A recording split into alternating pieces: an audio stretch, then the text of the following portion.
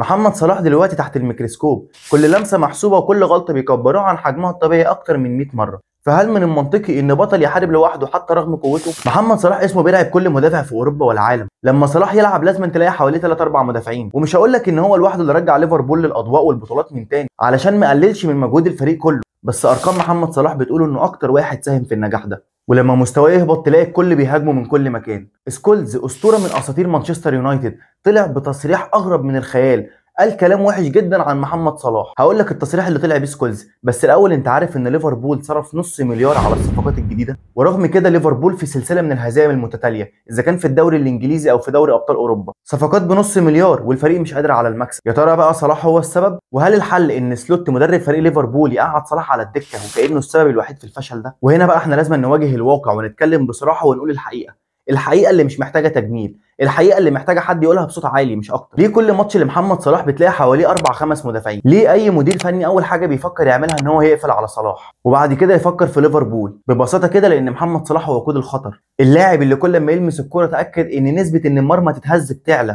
المدربين عندهم قاعده ثابته، لو عايز تقلل فرص فريق ليفربول لازم تقفل على صلاح. عارفين ان محمد صلاح كابوس لدفاع كامل، زي ما حضرتك هتشوف دلوقتي جزء بسيط من انجازاته. فيرمينو عنده كرة وصلت إلى السوبرمو، صلاح يتقدم يمر، الله الله الله الله، ضرب والدفاع يصد وصلاح يحط الكرة جول جول جول جول. شبابنا المساحات اللي نبحث عنها، محمد صلاح انطلاقة، صلاح والسرعة، صلاح والمهارة، صلاح وفرق السرعة، انطلق حلو قوي، هل يسجل؟ يلا سجل. تعقيد من دون أي تعقيد، صلاح جوز وسط الملعب يمشي بالكرة خطيرة، صلاح رائع، صلاح ابدع، صلاح ارقام محمد صلاح بتقول انه من اكتر اللاعبين مشاركه في الاهداف، يا تسجيل يا صناعه. لو هتفكر تشيل محمد صلاح من المعادله ليفربول هيبقى بدون انياب. علشان كده بمنتهى البساطه تلاقي محمد صلاح مش بيتعامل كلاعب جناح، بيتعامل كتهديد استراتيجي. اي مدرب في العالم بيدرس نقاط القوه قبل الماتش، واول نقطه على الورق هاو تو ستوب صلاح. وده ان دل فيدل على ان محمد صلاح وصل لمرحله ان الفرق بتبني خططها الدفاعيه عليه هو.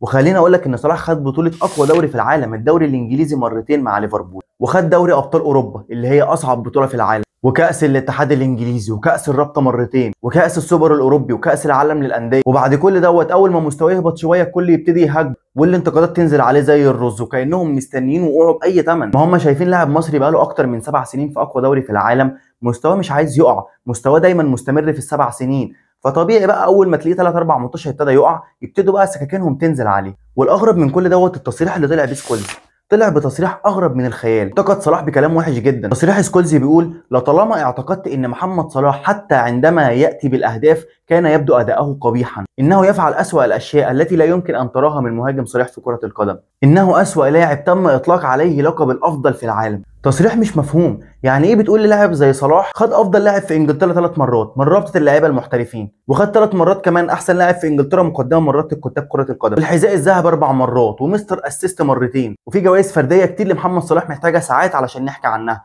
عامه هم حوالي 103 جايزه فرديه. هو حاليا الرابع في ترتيب هدافين الدوري الانجليزي على مر التاريخ، ولسه ممكن يكسر الرقم ده كمان، وفي صناعه الاهداف في اول 10، وبرضه ممكن يكسر الرقم ده كمان. وبعد كل دوت سكولز يطلع بالتصريح الغريب اللي قاله. لو عايز تفهم سكولز قال كده ليه ركز شويه وانت تفهم. هو سكولز ده بيلعب فين؟ في مانشستر يونايتد، اسطوره من اساطير مانشستر يونايتد. ومين اكتر واحد جاب جون في مانشستر يونايتد؟ هو محمد صلاح. لو سالت اي مشجع وهو معدي كده مين اكتر واحد جاب جون فيكم هيقول لك محمد صلاح. مين اللي خلى الجمهور يمشي من الاستاد كذا مره؟ محمد صلاح. طبيعي ان سكولز يكرهه. ده حتى روني كمان طلع بتصريح برضه غريب، ممكن تشوفه عادي بس هو مش عادي. طلع بيقول ان محمد صلاح لعيب كبير وقدم كتير للنادي، وكلنا عادي بيجي علينا وقت ومستوانا بيقل، مستوانا بيضعف، وانا شايف ان الصيف الجاي هيمشي من ليفربول. حضرتك تقول لي تصريح عادي ما فيهوش اي حاجه، اقول لك لا فيه. روني مش في مصلحته ان محمد صلاح يستمر في الدوري الانجليزي. تقول لي ليه هو في بينهم طار؟ هقول لك لا مش طار، بس روني مش عايز حد يحطم الرقم بتاعه. روني بيحتل المركز الثاني في ترتيب هدافين الدوري الانجليزي عبر التاريخ، ومحمد صلاح بيهدد الرقم ده.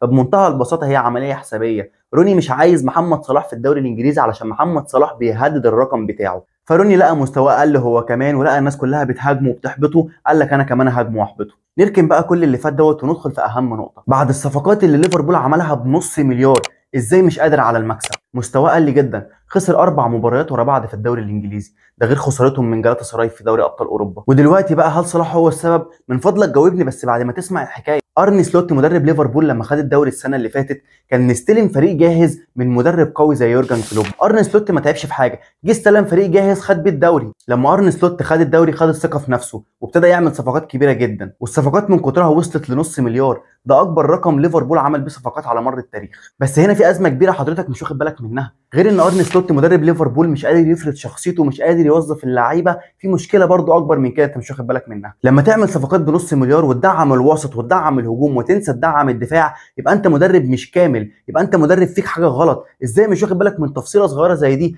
ناسي ان اي فرقه من مميزاتها علشان تكسب وتاخد بطولات ان دفاعها يبقى قوي، انها ما تستقبلش جوان كتيره. ازاي مرت من على دماغكم؟ وهنا هتيجي اسهل حاجه لمدرب ان هو يعملها علشان ما يتصدرش الفشل لوحده ويبعد الشبهه عنه، انه يقعد صلاح على الدكه، وبكده صلاح هيتصدر العناوين ويبقى هو كبش الفدا. واستقبل بقى تراجع مستوى صلاح والصحف العالميه والصحف المصريه. وهنا لو اتفقت معاك ان صلاح مستواه اقل شويه، بس الحقيقه اللي الناس بتتعامل بيها ان هم واخدين صلاح ان هو ضمان، كل ما الفريق يتعب صلاح يصلح، كل ما الهجوم يضيع صلاح يشيل، لحد ما بقى النجاح واجب والفشل جريمه. على فكره انا ما عنديش مشكله خالص ان هو يشيل الفريق، بس على الاقل يكون في دفاع قوي، ما هو مش هيدافع ويهاجم. واعمل حسابك ان كل ما بيكبر في السن مش هيقدر يساعد الفرقه زي ما كان بيساعدها زمان. انت دلوقتي دعمت فريق بنص مليار، دي كلها عوامل مساعده. بس برضه رغم الصفقات التقيله دي ليفربول مستني محمد صلاح هو اللي يصنع الفريق لوحده. اما للاعيبه اللي جايبينها بارقام خزعبليه ديت، جايبينهم يتفرجوا على صلاح وهو بيلعب لوحده يعني ولا ايه؟ ودلوقتي يجي سؤال مهم قوي لحضرتك ومحتاج اعرف رايك. لما محمد صلاح يمشي من ليفربول